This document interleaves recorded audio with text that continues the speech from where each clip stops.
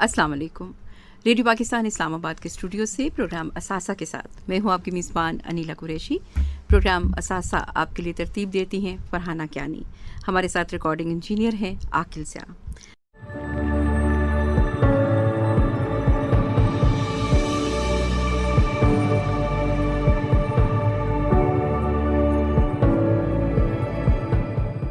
सामीन इकराम, आज प्रोग्राम असासा में हमारे साथ मेहमान शख्सियत हैं ब्रिगेडियर रिटायर्ड अख्तर नवाज जंजवा साहब। आपकी शख्सियत के कई पहलू हैं। बतौर ऑफिसर आपने मादरी वतन के तहफ़्फ़ुज़ के लिए अपना किरदार अदा किया। एक दानिश्वर की हैसियत से कौमी तामीर और तरक्की के हवाले से आपके अफ़कार मुख्तलिफ़ फ़ोरम्स पर सुनने को मिलते हैं, जबकि बतौर तज़िया निगार भी आप अहम आलमी और इलाक़ाई अमूर से मुतल्लिक आपकी आरा जो है वो मीडिया पर भी देखी और सुनी जा सकती है। हमारे सामने सबसे पहले तो आपसे बहुत सी बातें सुनना चाहेंगे, लेकिन उससे पहले मैं आपको अपने स्टूडियोज़ में खुशामदीद कहती हूँ और पूछना चाहूँगी कि कैसे हैं आप? बिस्मिल्लाहिर्रहमानिर्रहीम। अस्सलाम वालेकुम सामीन, और thank you very much Anila Qureshi साहिबा और पाकिस्तान ब्रॉडकास्टिंग कॉरपोरेशन। मैं बिल्कुल ठीक हूँ। अप फ्रंट में आपकी वसासत से अभी मैं आते हुए जो है वो पढ़ रहा था, सैयद अली गिलानी साहब हुर्रियत रहनुमा आप दुनिया में नहीं रहे, तो मैं आपके तवस्सुत से उनके लिए दुआ मग़फ़िरत भी हम करते हैं कि अल्लाह करीम उनको जो है वो जन्नतुल फिरदौस में आला तरीन मकाम अता फ़रमाए, और तमाम कश्मीरियों से और तमाम हुर्रियत पसंदों से दिली ताज़ियत का इज़हार भी करते हैं। जी, प्रोग्राम का आगाज़ और अपने इंटरव्यू का आगाज़ आपने बहुत खूबसूरत शख्सियत के हवाले से किया। मेरा ख़्याल है कि हमारे जो हुर्रियत रहनुमा थे वो वतन अज़ीज़ पाकिस्तान से बेहद लगाव रखते थे, बहुत मोहब्बत उनकी, और पाकिस्तान के साथ जो यकजहती का नारा है उनका वो हमेशा पाकिस्तानियों के दिलों में रहेगा। तो अख्तर नवाज जंजवा साहब कश्मीरी, हमारे जो मकबूजा कश्मीर में रहने वाले हैं, उनके लिए यकीनन मेरे, आपके और पूरी कौम के दिली जज्बात जो हैं वो हमेशा ऐसे ही रहते हैं कि हर वक्त हम उनके लिए दुआगो रहते हैं कि अल्लाह तबारक व तआला उन्हें आज़ादी की नेमत से सरफराज फरमाए। तो जनाब, आते हैं आपकी ज़िंदगी के हवाले से। ये बताइएगा कि अवाइल उम्री और हसूल तालीम से मुतल्लिक हमारे सुनने वाले यकीनन सुनना चाहेंगे आपसे। जी, मैं 50 की दिहाई में एक कोहिस्तान नमक के ऊपर अगर आप मोटरवे पे सफ़र करें तो कलर कहार इंटरचेंज से उतरें तो बजाय लेफ़्ट जाने के चौसे तनशाह से राइट खुशाब सरगोदा रोड पे चढ़ें तो ऊपर एक प्लेटो आता है जिसको पूरे इलाके को कहते हैं इलाका वनहार। काफ़ी सारे गाँव उसमें हैं। उसके गाँव भसीन में पैदा हुआ और मेरी इब्तदाई तालीम इंटरमीडिएट तक वहीं तक की है। हम दो भाई हैं। मेरे भाई साहब एक माहिर तालीम, बहुत सीनियर माहिर तालीम और बड़े मजहबी स्कॉलर हैं, माशाल्लाह 18-20 किताबों के मुसन्निफ हैं, और गालिबन अल्लाह करीम ने जो मेरे मुंह में ज़ुबान डाली है उसमें उनका बहुत बड़ा हिस्सा भी है। और इंटरमीडिएट के बाद जब आर्मी में आ गए तो फर्दर तालीम का सिलसिला फिर पाकिस्तान आर्मी के तवस्सुत से जारी रहा। हाँ, ये है कि मैं जब लेफ्टिनेंट कर्नल था, यूनिट कमांड कर रहा, तो अचानक ख्याल आया तो फिर मैंने पंजाब यूनिवर्सिटी से एक मास्टर्स भी कर डाला। माशाल्लाह। अच्छा, ये ज़रा बहुत कम होता है कि हमारे फ़ौजी जवान जो हैं जो अपनी पेशा वराना तरबियत हासिल कर रहे होते हैं, तो उसके बाद बहुत कम फ़ौजी जो हैं वो पेशा वराना तरबियत से हट के कोई और तरबियत हासिल करते हैं। उसकी वजह ये है जी, मैं शुरू से अपने, मेरे बहुत सारे शागिर्द हैं, स्टूडेंट हैं फ़ौज के अंदर, बड़े आला ओहदों पर भी फायज़ हैं। मैं उनको बताया करता था कि किताब से बेहतर दोस्त कोई नहीं। किताब से बहुत दोस्ती, और किताब चूँकि अपना आप कुछ छुपाती नहीं है, जो कुछ उसके अंदर होता है वो अयां कर देती है। तो मैं तो किताब पढ़ता नहीं हूँ, मैं किताब से बातचीत करता हूँ। मैं अपनी किताबों से बोलता हूँ, इसलिए मुझे दोबारा किसी किताब को पढ़ने की ज़रूरत नहीं पड़ती, मुझे रेफरेंसेस तक याद रहते हैं। ब्रिगेडियर साहब, आपने किताबों की बात की, किताब दोस्ती की बात की, तो मेरा ख्याल है कि शायद ये शेर आपके लिए भी हो। मेरे कमरे को सजाने की तमन्ना है तुम्हें, मेरे कमरे में किताबों के सिवा कुछ भी नहीं। तो किताब दोस्ती का आपने जिक्र किया, जाहिर है ज़िंदगी में किताब दोस्ती जो है वो आपके साथ साथ रहती है। आपने अपनी पेशा वाराना जो खिदमात सर अंजाम दी पूरे मुल्क में, उसमें बहुत से इलाकों में ज़ाहिर है आप तैनात हुए होंगे, तो कौन सा ऐसा इलाका है पाकिस्तान का जो आपको बहुत प्यारा लगता है? माशाल्लाह जी, मेरा पाकिस्तान जो है इसका चप्पा चप्पा खूबसूरत है जी। ये दुनिया का गालिबन खूबसूरत तरीन मुल्क इसलिए है कि यहाँ बर्फ़ पोश चोटियाँ हैं, सरसब्ज व शादाब पहाड़ है, आप कश्मीर में जाएं, यहाँ मैदान है, यहाँ सहरा है। और मैंने एक साहब को सुना कि जिन्होंने फरमाया कि पाकिस्तान ऐसा मुल्क है कि गालबन 22 जून को हर साल यहाँ चारों मौसम होते हैं, सरमा, गर्मा, खिज़ां और बहार। तो इसलिए मैं आपको बताऊं कि एक ख़ास जगह स्पेसिफाई की नहीं जा सकती। आर्मी के तवस्सुत से अल्लाह करीम ने पाकिस्तान का चप्पा चप्पा दिखाया, हर सूबे में गए, हर इलाके में गए, और हर इलाका इतना खूबसूरत था कि जब 2-3 साल बाद पोस्टिंग हुई तो दिल नहीं चाहता था जाने को, हमेशा एक उदासी रही। लेकिन दूसरी जगह पे गए तो वो भी इतनी खूबसूरती। तो मेरा पाकिस्तान बहुत खूबसूरत है, इसका चप्पा चप्पा खूबसूरत जी। अच्छा ये बताइएगा ब्रिगेडियर साहब कि कहते हैं कि फ़ौज इंसान को नज़्म ज़ब्त का ऐसा पाबंद बनाती है कि फिर इंसान सारी ज़िंदगी उससे बाहर नहीं निकल सकता। क्या वाकई ऐसा है? जी बिल्कुल ऐसे है। फ़ौज एक बिल्कुल मुकम्मल आप कहें कि तर्ज़ ज़िंदगी है। और फिर हम लोग चूँकि अभी मुझे तकरीबन 47-48 साल हो गए फ़ौज से मुतल्लिक हुए, तो एक तो ये है कि जो हमारा तरबियत का है वो बिल्कुल कोई किसी भी बैकग्राउंड से आया हो उसको हर उस चीज़ से गुजरना पड़ता है। और हमारे जो सीनियर होते हैं वो माशाल्लाह हमें तस्मा बांधना तक सिखाते थे और बेल्ट बांधना तक सिखाते थे। और एक रेजिमेंटेड लाइफ है, एक बिल्कुल ऑर्गेनाइज्ड लाइफ है ज़िंदगी के अंदर। और ना सिर्फ ये कि जो सबसे बड़ा सबक है उसमें ये कि ज़िम्मेदारी लेने के लिए स्टेप अप करना और फिर उस ज़िम्मेदारी को पूरा करना नहायत खुलूस के साथ, यकीन के साथ, इसलिए कि जो गेम हम खेलने के लिए आते हैं वो गेम मुकद्दस भी है और ख़तरनाक भी है, जिसमें जान देनी पड़ती है, हथेली पे रखी होती है। तो इसलिए ये एक खूबसूरत ज़िंदगी है जिसमें आपकी सुबहें, आपकी शामें, आपकी रातें सारी अलर्ट होती है। बिल्कुल बिल्कुल। और मेरा ख्याल है कि हर वक्त शहादत का जो जज्बा है जो हर मोमिन के दिल में पाया जाता है, हर लम्हा जब आप महाज़े जंग पर होते होंगे तो तब भी ये जज्बा साथ होता है और आप ये सोच रहे होते हैं कि न जाने कब अल्लाह तबारक व तआला इससे हमें सरफराज करे। सिर्फ यही नहीं, जो कामरेडशिप है, जो दोस्ती है, जो ताल्लुक है, वो कैसे है, ऐसा है कि हर एक चाहता है कि अगर कोई गोली सामने से आ रही है तो वो मेरे साथी की तरफ न जाए, मैं सामने आ जाऊं। क्या खूबसूरत जज्बा है शहादत का। बिल्कुल आपने सही कहा। अच्छा ये बताइएगा ब्रिगेडियर साहब कि आपकी शख्सियत का एक खासा जो है वो दूसरों के इस्लाह के लिए मुख्तलिफ फोरम्स पर उन्हें दर्स देना भी है। तो क्या कभी ऐसी ख्वाहिश जागी कि काश मैं शोबा तालीम में खिदमत सर अंजाम दे रहा होता? मैं एक लड़ाका फ़ौज से मेरा ताल्लुक़ था, लेकिन इसके बावजूद ये है कि ये ख्वाहिश इस तरीके से पूरी हुई कि फ्रॉम यंग एज मैं जो है वो इंस्ट्रक्टर पोस्ट हुआ, कोर्स करने के बाद करते हैं तो मेरे ख्याल में बहुत सारे कोर्सेज जो है वो मैंने पढ़ाए चलाए, माशाल्लाह बहुत सीनियर अफसरान भी इस वक्त है। तो वो जो प्रोफेशनल तालीम है वो तो है।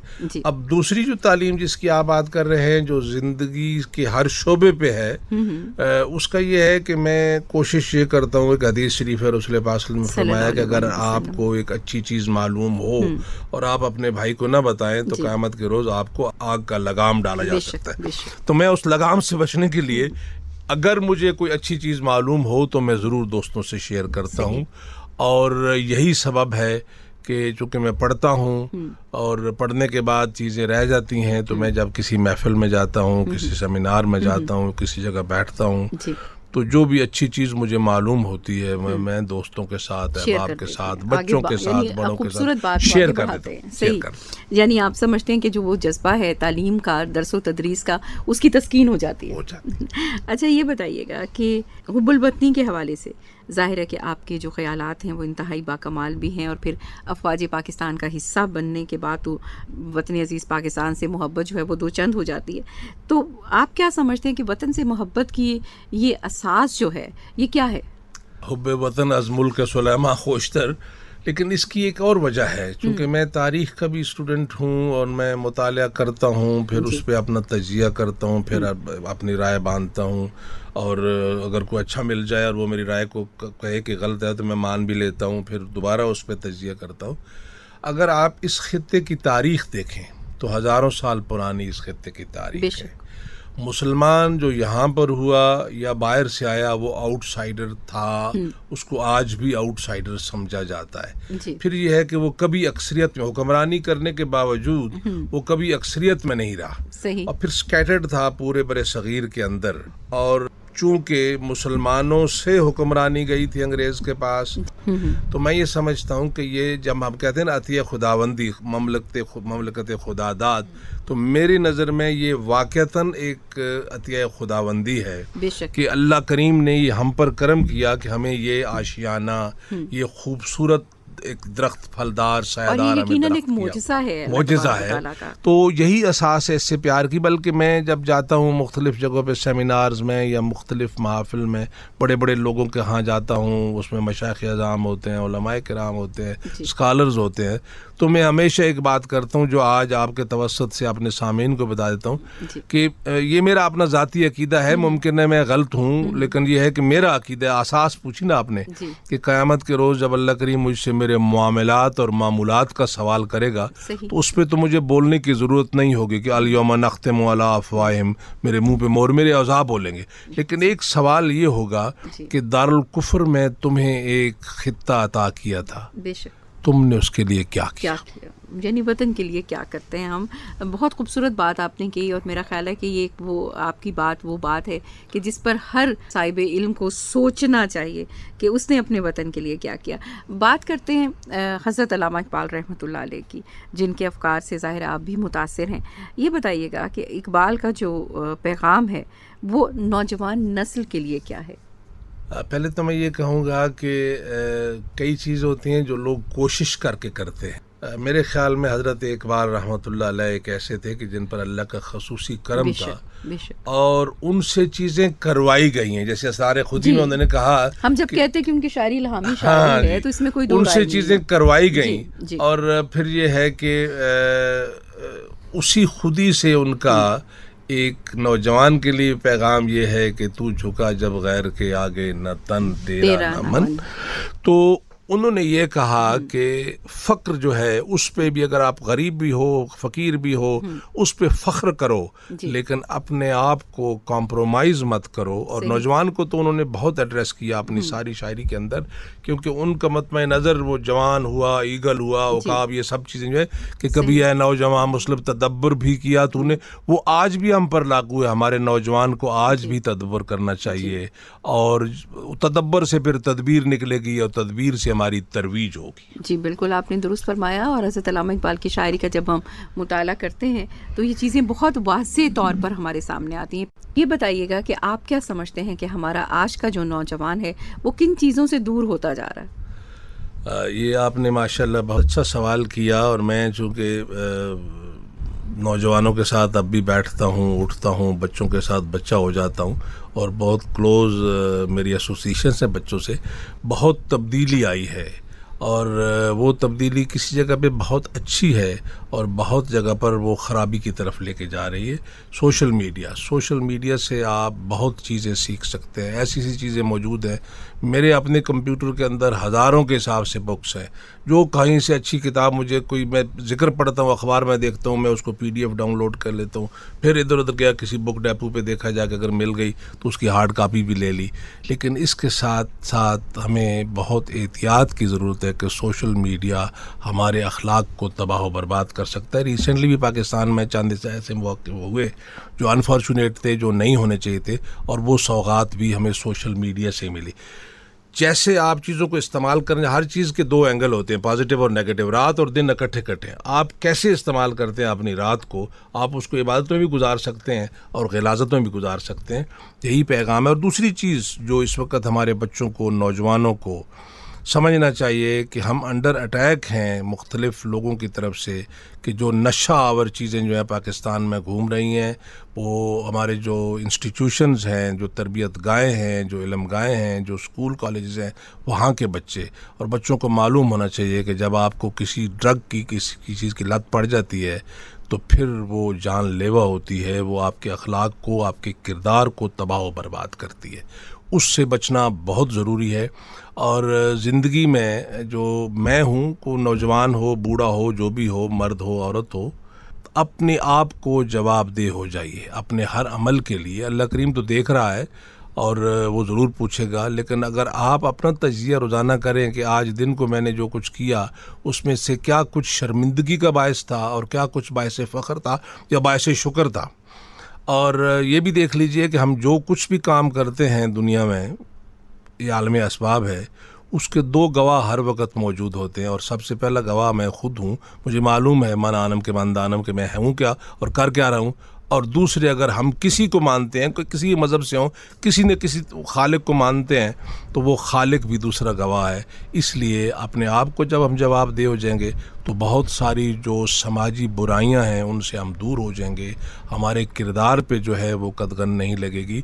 और एक और चीज़ जो मैं कहना चाहूँगा नौजवान नस्ल से, पढ़ना बहुत ज़रूरी है, लेकिन बग़ैर समझे हुए पढ़ना वो ऐसे ही है जैसे आपने किसी मशीन के अंदर कोई टेप फिट कर दी है, उसको नहीं पता कि वो क्या बोल रही है, किसी परिंदे को सिखा दिया है। एक तो उसको समझिए और दूसरा ये है कि फ़िज़िकल एक्टिविटी के लिए ज़रूर वक्त निकालिए। किसी ज़माने में हम लोग रेडियो के साथ जुड़ के बैठते थे, ओलंपिक होता था, वर्ल्ड कप होता था, हॉकी हमारी पहुंचती थी, हमारा कौमी खेल है, और फाइनल में पहुंचते थे। और अक्सर इंडिया से मुकाबला होता था या जर्मनी से मुकाबला होता था या ऑस्ट्रेलिया से मुकाबला होता था, ये बड़ी टीमें थी और पाकिस्तान गोल्ड लेकर आता था। इसके अलावा हमारे एथलीट्स जो हैं वो एशियन गेम्स में और ओलंपिक गेम्स में मेडल लेकर आते थे। आज हमारा बच्चा जो है वो डेस्क बाउंड हो गया कि गालिबन इस कॉम्पिटिटिव वर्ल्ड में उसको बता दिया गया है कि अगर आपने 1200 में से 1190 नंबर ना लिए तो शायद आपको दाखिला नहीं मिलेगा, आप एक्सेल नहीं कर सकेंगे। उसके लिए वो फिर अनफेयर मीन्स भी इस्तेमाल करने पे आ जाता है, वालिदैन को इन्वॉल्व करता है। नहीं, बैलेंस रखना ज़रूरी है। और अगर हम ये बैलेंस रखेंगे, और एक अच्छा कदम उठा रही है गवर्नमेंट, आई विश कि इसको इम्प्लीमेंट करा सकें, which is the universal curriculum और वन करिकुलम। अगर ये कर सकते हैं तो बहुत बेहतर होगा। हर चीज़ जो शुरू आप करते हैं वो मुकम्मल नहीं होती, उसके अंदर जो ना फ्लाज रह जाते हैं, गलतियाँ होती हैं। तो एवोल्यूशन और एवोल्यूएशन साथ साथ चलते हैं। आप जिस चीज़ का तजिया करेंगे, एनालिसिस करेंगे, गलती सामने आएगी, आप उसको करेक्ट करेंगे। आज जो सिलेबस आप लेकर आ रहे हैं मुमकिन है वो पूरा ना हो, लेकिन 10 साल बाद वो सिलेबस बहुत बेहतर होगा। तो हमें कोशिश करनी है कि हमने एक अच्छा इंसान बनना है, अच्छा मुसलमान बनना है, और उसके लिए ज़रूरी है कि हम मुशाहिदा भी करें, हम पढ़े भी, और हर वक्त अपने आप को एक तजिए में रखें कि जो काम मैं करने जा रहा हूँ क्या वो सही है, उससे मेरे पाकिस्तान पे, मेरे ख़ानदान पे, मेरे जानने वाले पे, मेरे दोस्त पे क्या असर होगा। अगर वो तारीफ़ करेगा तो कर गुजरिए, लेकिन अगर वो कहेगा नहीं इससे ये तवक्को नहीं थी तो प्लीज़ मत कीजिए। ये पैगाम नौजवानों के लिए। जी ब्रिगेडियर साहब, आपसे एक ऐसे वक्त में हम बात कर रहे हैं कि जब यौम दिफाई पाकिस्तान मनाने की भरपूर तैयारियां जा रही हैं। हमारे सामईन बिलखुसूस नौजवानों के लिए इस दिन की अहमियत और हक़ाइक़ से मुतल्लिक आप क्या कहना चाहेंगे?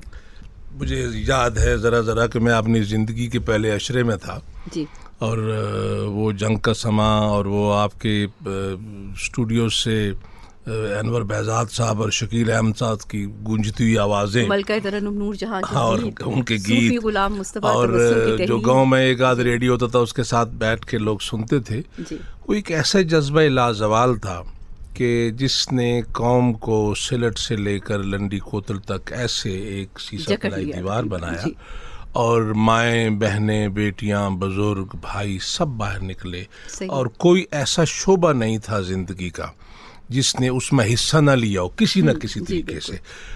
अफवाज तो लड़ रही थी, और अफवाज हमेशा कौम के सर पे लड़ती हैं, कौम पीछे खड़ी होती है, उनको एहसास होता है।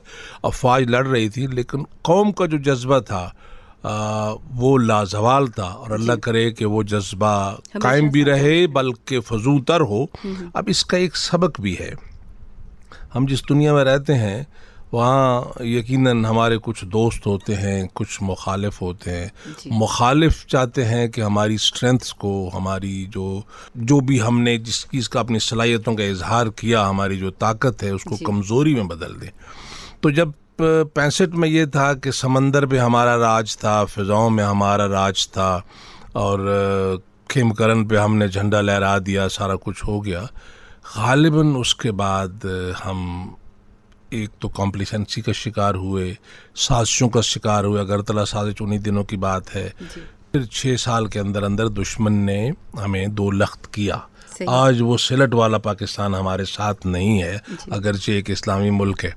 तो इसमें दूसरा सबक ये है कि उस मोटिवेशन को कायम रखने के लिए हमें हमेशा जागते रहना चाहिए, देखना चाहिए कौन घात लगा के बैठा है। सही। अच्छा ब्रिगेडियर साहब, सोशल मीडिया पर आपका एक प्रोग्राम मुकालमा देखने को मिला, पाकिस्तानियत उस प्रोग्राम का बुनियादी मौजू था, कुछ कहना चाहेंगे?